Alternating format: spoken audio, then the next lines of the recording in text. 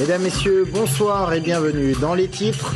Les fortes intempéries de vendredi et leurs conséquences pendant tout le week-end, des champs, des parkings, des caves ont été inondés et est tombé localement jusqu'à 40 mm d'eau en quelques heures. Zones les plus touchées, les communes qui bordent la Loire au nord et puis les cours d'eau sont hauts actuellement, y compris dans le sud. Le point dans quelques instants. Nouvelle mobilisation des anti-mariages pour tous. Alors que vendredi, l'Assemblée nationale votait l'article 1er de la loi, ils se sont rassemblés en nombre, place Anatole France, samedi, environ 2500 personnes qui ont bravé le froid et le vent. Elle danse contre le cancer. Une Zumba géante était organisée hier au Parc Expo de Tours. 1000 personnes environ et des fonds récoltés pour les malades et la recherche sur le cancer, environ 15 000 €. Et puis il ne sera pas tête de liste municipale à Tours, mais il vient d'être élu vice-président de l'UMP. Notre invité ce soir est Guillaume Pelletier. Rendez-vous à la fin de ce journal. Les cours d'eau sont hauts, ils débordent à certains endroits. Il faut dire qu'il a pas mal plu ces derniers temps, et en particulier vendredi dernier, des trompes d'eau en moyenne, 25 mm en quelques heures. On fera le tour des dégâts dans quelques instants, mais avant, le point sur la situation des cours d'eau. Cher, Indre et Vienne, ainsi que la Sauldre dans le Loir-et-Cher, sont en vigilance crue, classée jaune. Certaines routes inondées ont dû être fermées le long de la Vienne et de l'Indre notamment. Jérôme Alain.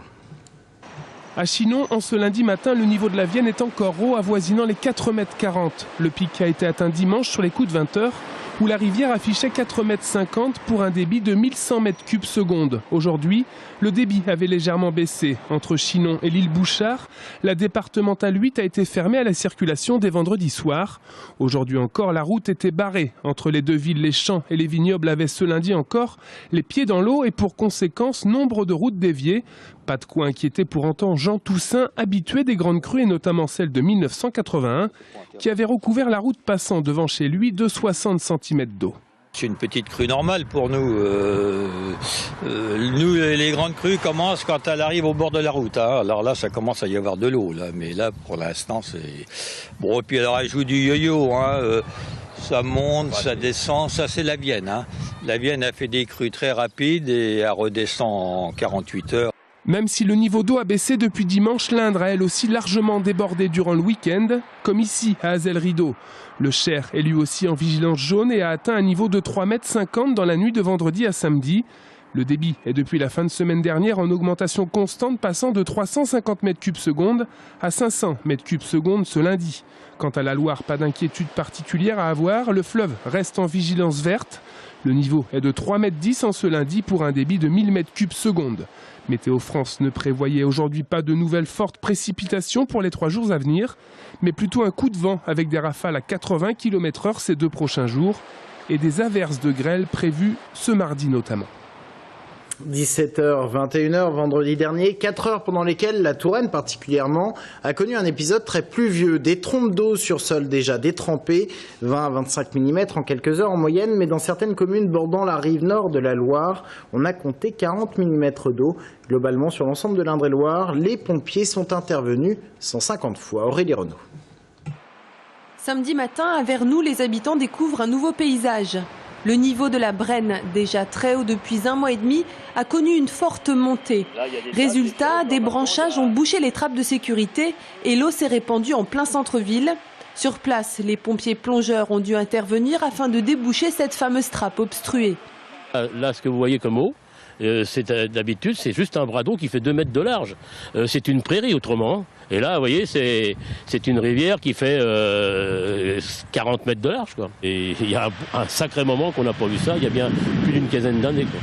Il faut dire qu'en l'espace de 24 heures, il est tombé plus de 40 mm, l'équivalent de 15 jours de pluie en continu.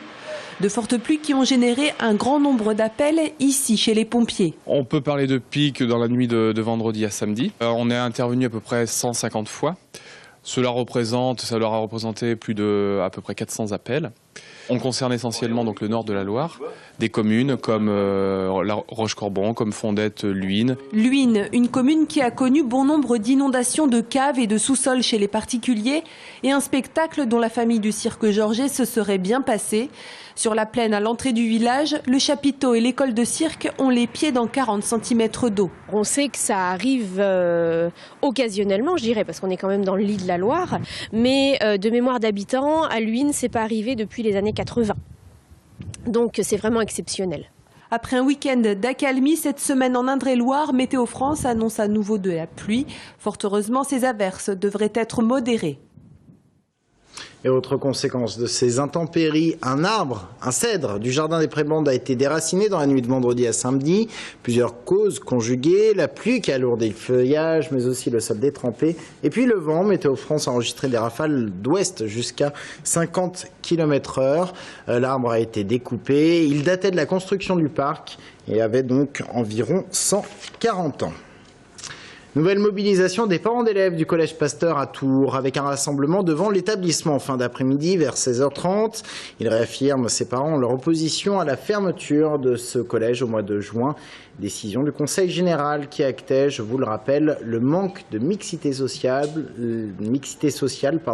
et les faibles effectifs, un peu moins de 100 élèves inscrits cette année. On en vient à une autre mobilisation que ces acteurs ne souhaitaient pas vaine, celle des opposants au mariage pour tous. Pourtant, l'Assemblée nationale votait vendredi le premier article de la loi qui institue le fait que le mariage peut être contracté par personne de même sexe. Un premier vote qui n'a pas démobilisé les opposants. Samedi à Tours, place Anatole France, ils étaient 2500 à se rassembler avec la présence notamment des représentants des communautés religieuses. Aurélie Renaud. Les slogans et les chants sont les mêmes qu'à Paris lors de la grande manifestation. Ce qui change, c'est le contexte. Ce samedi, place Anatole France, les opposants au mariage pour tous se rassemblent au moment même où les parlementaires débattent. Ici, pas question de baisser les bras. Familles, retraités, adolescents, politiques font de la résistance. À leur côté, les différentes communautés religieuses qui ont tenté de mobiliser, encore une fois, leurs fidèles. La motivation des troupes n'a pas été trop difficile. Au cours des offices, ce que j'ai pu expliquer, c'est que si nous avons été jusqu'à Paris, nous pouvons nous rendre jusqu'à la place Anatole France à Tours. Et j'ai senti les fidèles tout à fait disposés de réexprimer encore leurs convictions profondes. S'ils ne nous écoutent pas, donc là actuellement on est en train de signer des pétitions et faire tout plein de choses pour que le gouvernement qui a été voté par le peuple écoute le peuple. Attention, en 1984, c'est passé en 1984 la loi sur l'école libre. Et François Mitterrand ne l'a jamais promulguée. Donc n'oublions pas que François Hollande, s'il est honnête avec lui-même, peut garder en âme et conscience la signature sur son bureau sans signer le décret. 2500 personnes pour cette manifestation et quelques centaines de signatures pour la pétition. Objectif, saisir le Conseil économique, social et environnemental sur le texte du projet de loi Taubira. C'est une mobilisation qui a une vraie lame de fond, une mobilisation qui persévère et on espère vraiment être entendu aujourd'hui. Donc on relance notre appel finalement à tous les députés et à tout le gouvernement pour qu'ils nous écoutent. Au total, 2 heures de prise de parole et de slogans et dans les rangs des manifestants qui se gardaient bien de parler d'ultime rassemblement. Non à une refonte de la politique européenne d'aide alimentaire. C'est ce qu'ont voulu dire des associations d'aide aux démunis, comme les Restos du Cœur ou la Banque Alimentaire. Un rassemblement avait lieu ce midi, place Jean Jaurès à Tours.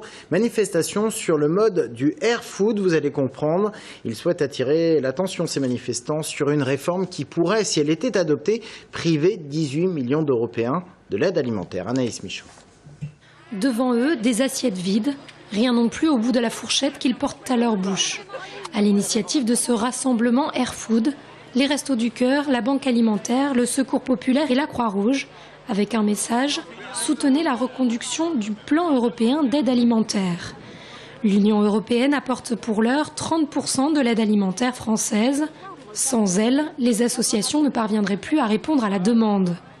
C'est quand même très grave quand on sait que sur un peu plus d'1 million de repas par an distribués par les Restos du Cœur en Indre-et-Loire, il y en a 250 000 qui risquent de disparaître.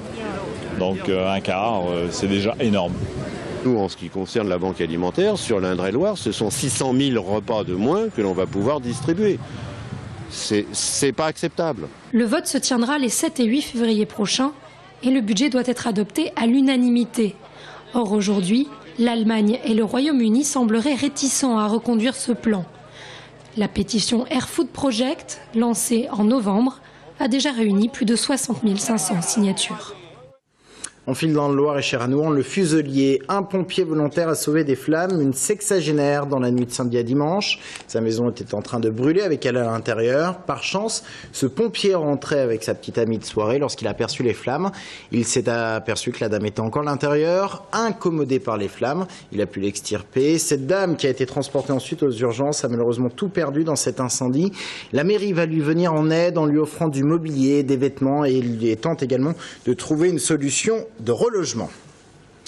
Les sports du week-end, avec d'abord du foot. Le Tour FC s'est imposé sur sa pelouse face à Châteauroux, 3-1 dans le cadre de la 23e journée de Ligue 2. But tourangeau signé Onyangué, Berenguer et Bergogneau.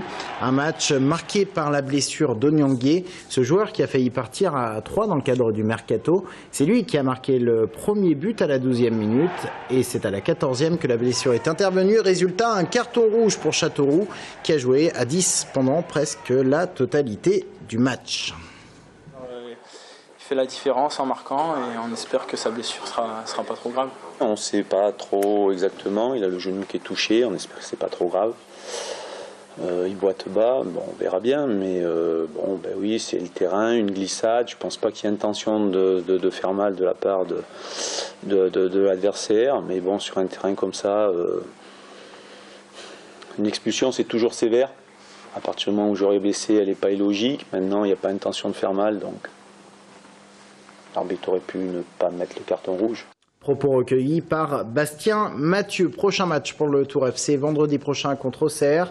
Tour 12e affrontera le 11e du classement de Ligue 2. Un mot du Tour Volleyball qui s'est imposé à Tourcoing 3-7-1. Et puis les basketteurs de la DA Blois rencontraient quant à eux Angers, un déplacement terre angevine qui s'est soldé par une courte défaite 60-61.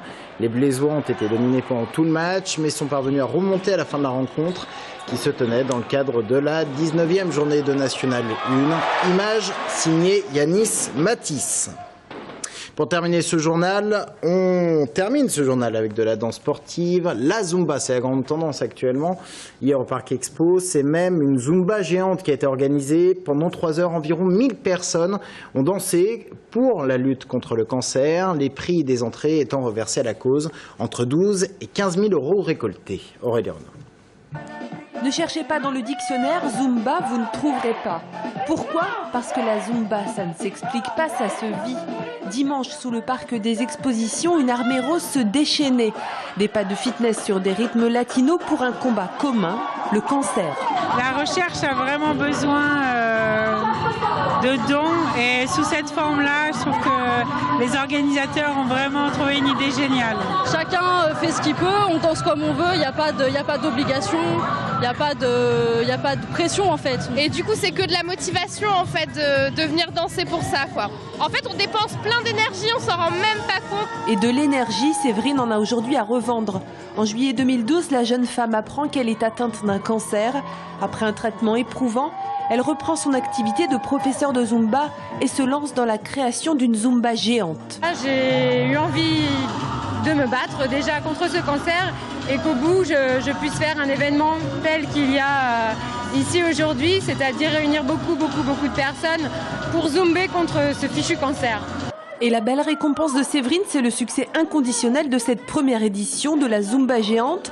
On attendait 500 personnes et ce sont plus de 1050 danseuses roses qui ont répondu à l'appel. 3 heures de danse non-stop qui ont ravi les plus grands et les plus jeunes, et même les très jeunes. Il renonce à briguer la tête de liste UMP pour les municipales à Tours, mais devient vice-président de l'UMP national. Dans un instant, Guillaume Pelletier est notre invité. Restez avec nous.